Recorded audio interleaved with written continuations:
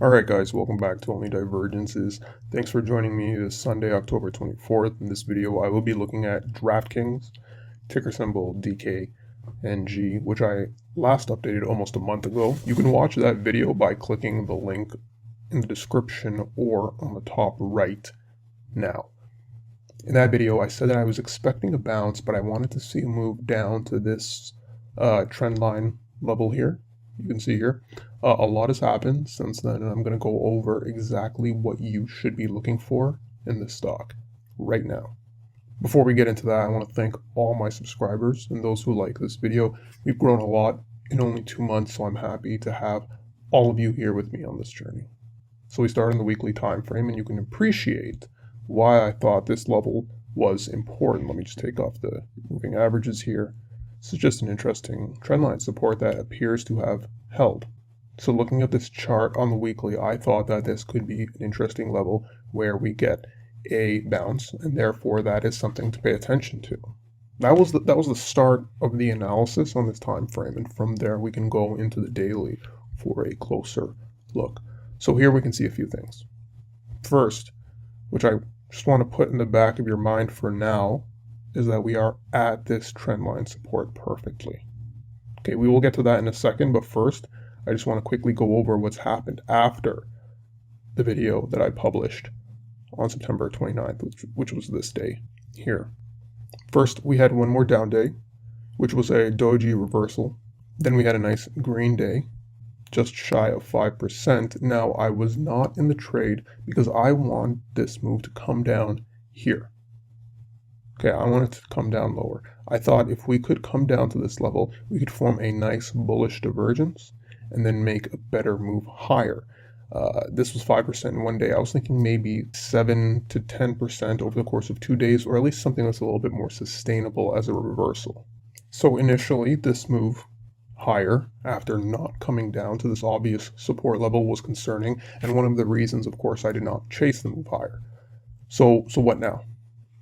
Now I am a little concerned for a couple of reasons. First, trendline support is trendline support until it's not trendline support. Just because something has been support in the past, it does not mean that it will be support forever. This is one of the reasons why I like layered analysis on multiple time frames, because you don't just want to find support. You want to find support where there is also a bullish setup. As we were coming down here, we had a lot of buildup of oversold negative momentum. Okay, this needed to be cooled off. And so I saw this as a potential bullish setup. The issue is that it released this oversold condition in the form of consolidation over the course of an entire month. Look at that, right?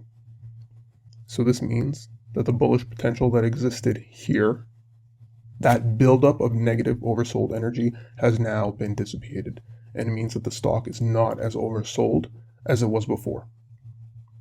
So what does that mean? It means that we are back at support, but we do not necessarily have a bullish potential setup. Now, I will not go over it in too much detail. You can look at it as a technical analyst yourself. But the previous times when the stock did hit support here, there were strong oversold indicators, or at least strong bullish setup indicators. And as I just explained, this months-long consolidation was to dissipate that oversold energy. Simply put, this is not a high probability bullish pattern, in my opinion. I would hope that viewers can agree with me on that and appreciate what I'm saying. If you disagree, I would love to hear the technical argument in the comments.